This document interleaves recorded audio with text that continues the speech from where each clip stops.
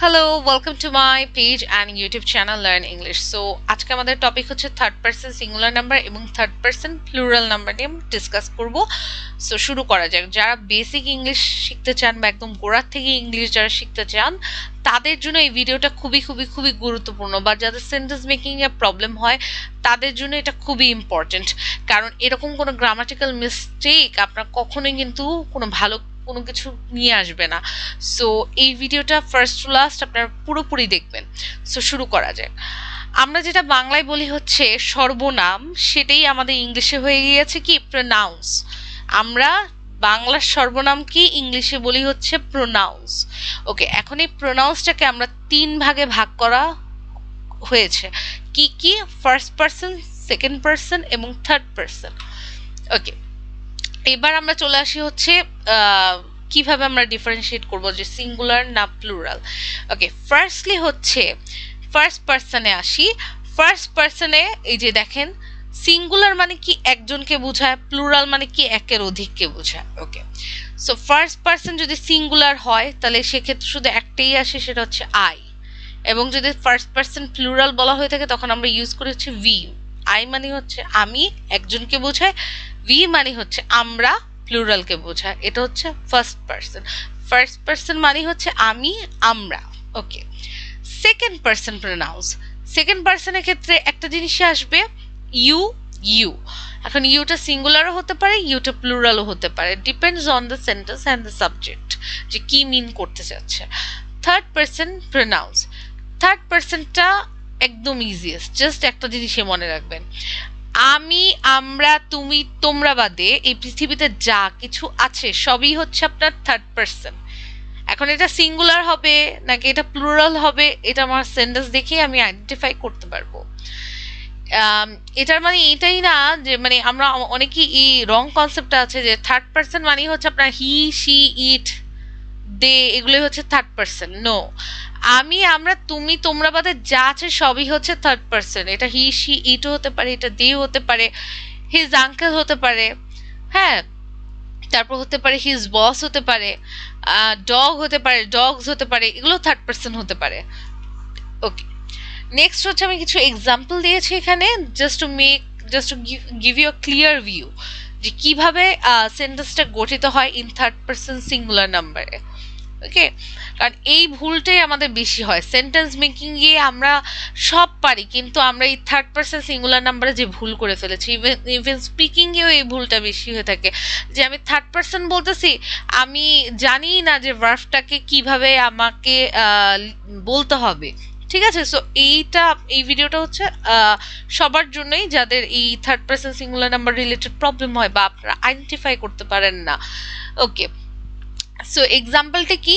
He studies English. He কি third person singular number, studies English. একটা জিনিস মনে রাখবেন, যখনই আমার থার্ড পার্সন সিঙ্গুলার নাম্বার চলে আসবে তখনই ভার্বে একটা পরিবর্তন ঘটবে, ভার্বটা চেঞ্জ হয়ে যাবে। কখনোই এটা হবে না he study English, it's wrong. এটা হবে হচ্ছে he studies English. She plays the piano.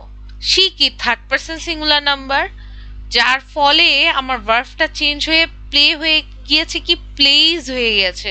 She plays the piano. Third person singular number হতে পারে কোনো নাম। কেন স্টাডিজ ইংলিশ। কেন একজন ব্যক্তির নাম যে কিনা ইংলিশ স্টাডি করে। সো কেন কি একজন মানুষ, যার মানে বোঝানো হচ্ছে এটা একটা third person singular number. So কেন স্টাডিজ হবে, নট স্টাডি, স্টাডিজ হবে। কেন স্টাডিজ ইংলিশ। কিম একজনের নাম, Kim plays the piano. Ken's boss studies English. দেখেন এটা কিন্তু এটাও হতে পারে, একজনের বসকেও ইন্ডিকেট করা, এটাও কিন্তু একটা থার্ড পার্সন সিঙ্গুলার নাম্বারে অন্তর্ভুক্ত হতে পারে। কেনস বস মানে কেনের যে বস আছে স্টাডিজ ইংলিশ, ইংলিশ স্টাডি করে, এটাও থার্ড পার্সন সিঙ্গুলার নাম্বার, যে কারণে কি ভার্বে পরিবর্তন এসেছে। মাই ক্লাসমেট, আমার ক্লাসমেট। এখানে আবার অনেকে একটা জিনিস গন্ডগোল করে, সেটা মানে সেটা প্রবলেমটা হচ্ছে মাই দেখে অনেক সময় এটাকে ভাবে হচ্ছে এটাকে কি বলে জানি ফার্স্ট পার্সন ভেবে নেয়, বাট না, মাইটা এখানে কোনো সাবজেক্ট নেই, এখানে ক্লাসমেটটা হচ্ছে আপনার real subject.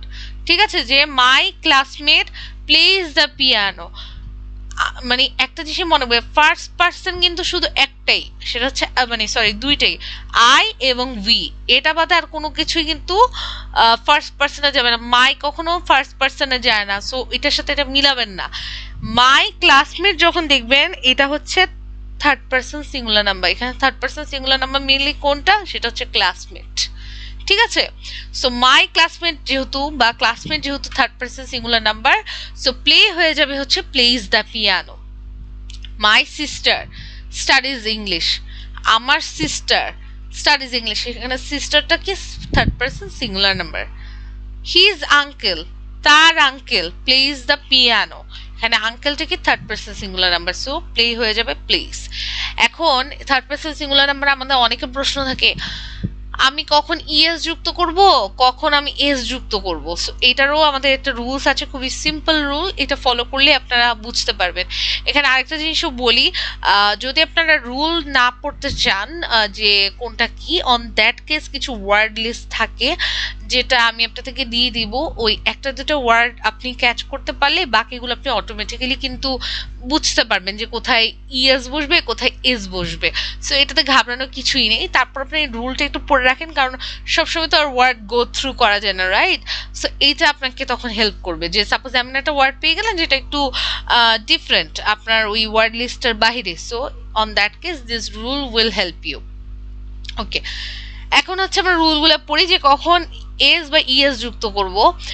Verb ending with double S, হ্যাঁ, যখন আমার ভার্বের লাস্ট অ্যালফাবেট মানে লাস্ট অ্যালফাবেট মানে হচ্ছে লাস্ট বর্ণ যখন ডাবল এস দিয়ে শেষ হবে, তখন এর ক্ষেত্রে কি রুল।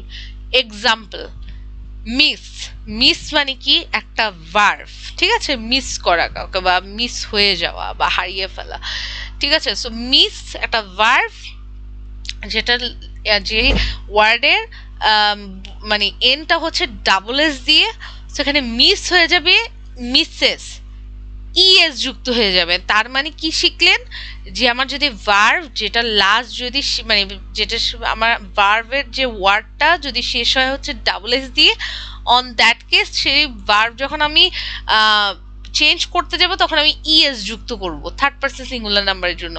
যেমন এক্সাম্পল দিয়েছি, don't pass to Kelly, he misses every time, হিটা হচ্ছে third person singular number, misses every time সবসময় মিস করে ফেলে।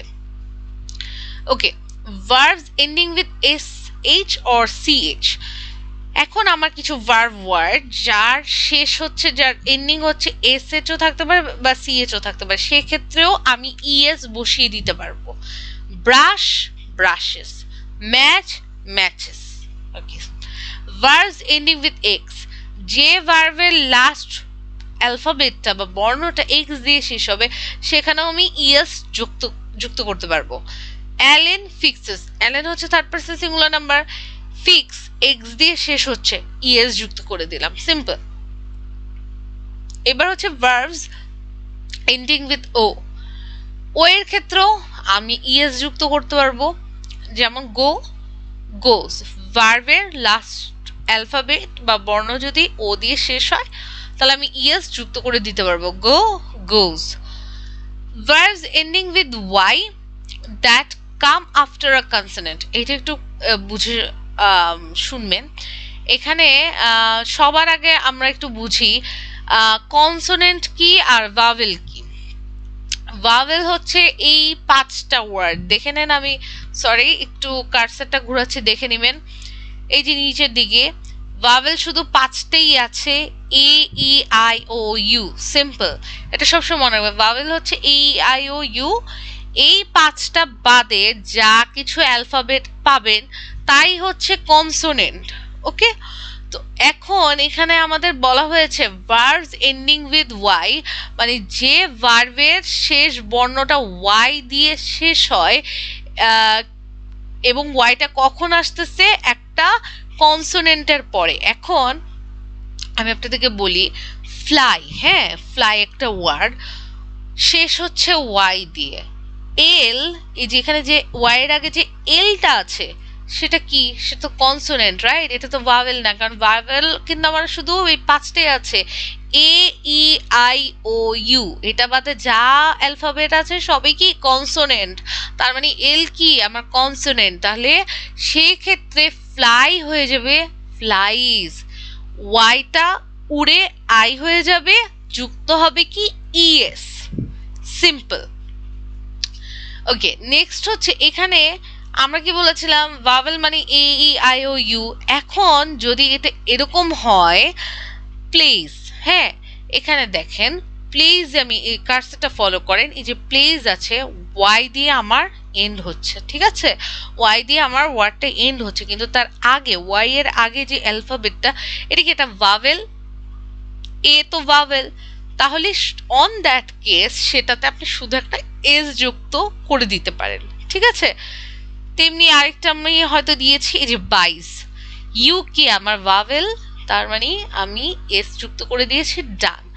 সো এটাই ছিল আমাদের থার্ড পার্সন নিয়ে আমাদের আলোচনা, এবং এটা খুবই ভালোভাবে শিখবেন, কারণ এই বেসিক যদি ক্লিয়ার না হয় আপনার সেন্টেন্স মেকিং এ অনেক প্রবলেম হবে, আপনার স্পিকিং এ অনেক রকমের প্রবলেম হবে।